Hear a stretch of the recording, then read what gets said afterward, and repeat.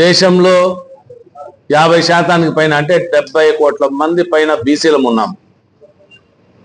గత ప్రభుత్వాలు 78 సంవత్సరాల నుంచి విస్మరిస్తున్నా ఇప్పుడున్న రాజకీయ పార్టీలు కేంద్రంలో కానీ రాష్ట్రంలో కానీ మా బీసీలని గుర్తించి గౌరవించి గత ప్రభుత్వంలో వైఎస్ఆర్ ప్రభుత్వంలో కానీ బీసీలకు ఒక రకమైన న్యాయం జరిగింది.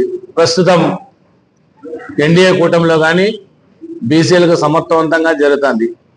ఇదే స్ఫూర్తితో మనకు చట్టసభల్లో రిజర్వేషన్ కావాలా నెంబర్ 1. నెంబర్ 2, బీసీల జనగణాంకాలు 2011లో జరిగినాయి.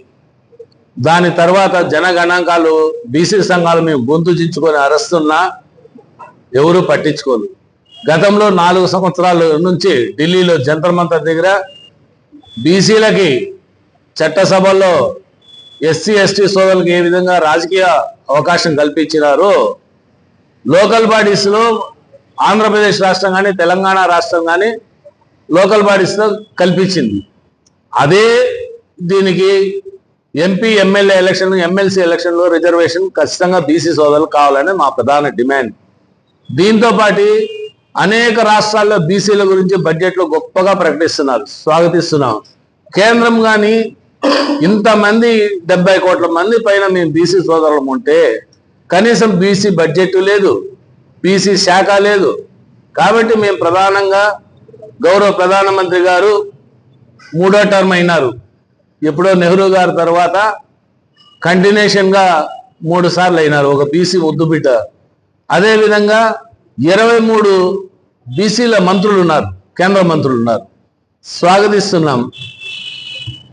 వారు చెప్పేది ఏమంటే ఆయా రాష్ట్ర ప్రభుత్వాలు మీరు నిలదీవండి, మీ బీసీ గణాంకాలు అసెంబ్లీలో తీర్మానం చేయండి, మీరు అసెంబ్లీలో తీర్మానం చేసి కేంద్రానికి పంపితే మేము తప్పకుండా పరిశీలించి మీకు న్యాయం చేస్తాము అని అనఫిషియల్గా అనధికారంగా మనకు ఇన్ఫర్మేషన్ ఉన్నది. కాబట్టి ఇప్పుడున్న బీసీ సోదరులారా, బీసీ రాజకీయ నాయకులారా, ప్రతి ఒక్కరు మేల్కొనండి. ఇది సువర్ణ అవకాశం. ఏమైనా అయినా ప్రధానమంత్రి మోడీజీతోనే మనకు రాజకీయంగా చట్టసభలో మనకు అవకాశం వస్తుంది. మనం ఇళ్లలో కూర్చుంటే మనల్ని ఎవరు మొరపట్టుకోరు.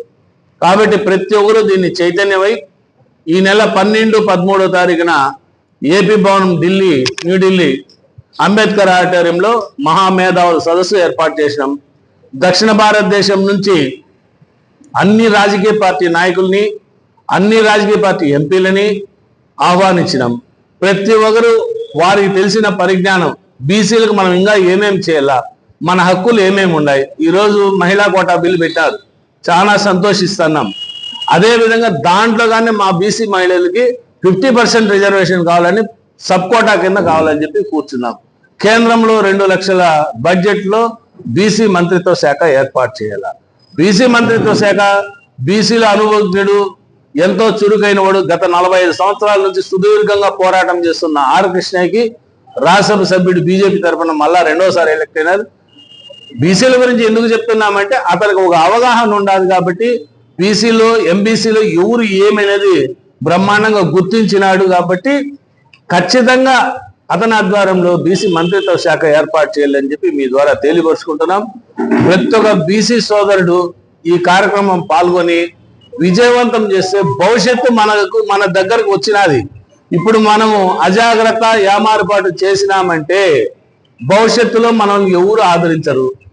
చూడండి, గౌరవ రామారావు గారు ఆ రోజు మండల్ గారిని ఆదర్శంగా తీసుకొని లోకల్ బాడీస్ లో ఎంతో మంది మన బీసీ సోదరులు జెడ్పీ చైర్మన్లు అయినారు, అదేవిధంగా మున్సిపల్ చైర్మన్లు అయినారు, ఇంకా ఇతరులు అయినారు.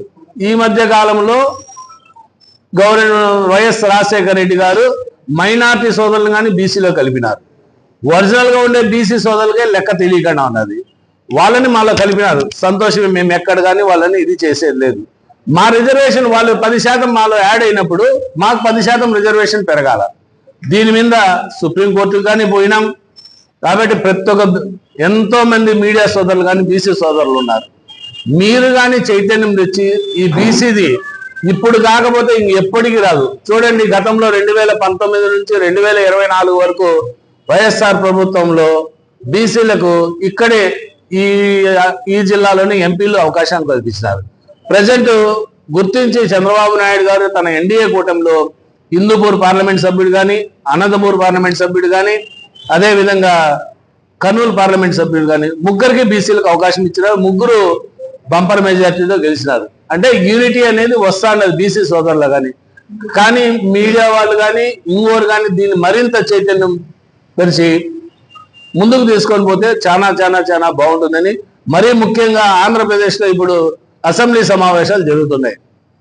ఈ అసెంబ్లీ సమావేశాల్లో ప్రతి ఒక్క బీసీ ఎమ్మెల్యే, బీసీ ఎమ్మెల్సీ, చట్టసభలో ఎవరెవరు ఉన్నారో కార్పొరేషన్ చైర్మన్లు కానీ, మేయర్లు కానీ, ఎవరన్నా ఉన్నా కానీ పార్టీలకు అతీతంగా ఇది మాకు హక్కు, మా హక్కు కోసం మీరు మాకు సహకరించండి. మీరు పెద్దన్నలు, మేము మీ చిన్నన్నలు, అంటే భారత మేతకు బుద్ధు బిడ్డలం. అగ్రకులాలు ఒక బిడ్డ అయితే బీసీలు మనం ఒక బిడ్డలం. కాబట్టి మేము చిన్న బిడ్డలుగా ఉన్నాం, మా హక్కు మాకు ఇవ్వండి అని చెప్పి న్యాయపరంగా మేము అడుగుతున్నాం. కాబట్టి పెద్దలు కానీ గుర్తించి గౌరవనీయులు చంద్రబాబు నాయుడు గారు ఈ అసెంబ్లీ సమావేశాల్లో, అదేవిధంగా డిప్యూటీ సీఎం పవన్ కళ్యాణ్ గారు, అదేవిధంగా కేంద్ర ప్రధాన కార్యదర్శి, టీడీపీ జాతీయ ప్రధాన కార్యదర్శి లోకేష్ బాబు గారికి కానీ మీ ద్వారా విజ్ఞప్తి చేస్తున్నాం. ఈసారి మీరు బీసీలు చక్కగా న్యాయం చేసినారు. ఆ న్యాయాన్ని దయచేసి చట్ట రూపంలో అసెంబ్లీలో తీర్మానం చేసి కేంద్రానికి పంపిస్తే కేంద్రంలో పెద్దలతో మేము కొట్టాడడానికి సిద్ధంగా ఉన్నాం. మా హక్కులు మా సాధన కోసమని ఎంతవరకన్నా మేము పోరాటానికి రెడీగా ఉన్నాం. అదేవిధంగా మీ మీడియా మిత్రులు ఈ 12-13 ఢిల్లీలో జరిగే సమావేశానికి ప్రత్యేకంగా కవరేజ్ చేసి లోకల్లో ఇక్కడ ఉండే లీడర్లంతా ఎవ్రీడే ప్రోగ్రాం పెట్టారు. సహకరించి మాకు అవకాశాన్ని, మరింత బీసీ ఉద్యమాన్ని మీ ద్వారా ఉధృతం చేయాలని చెప్పి కోరుకుంటూ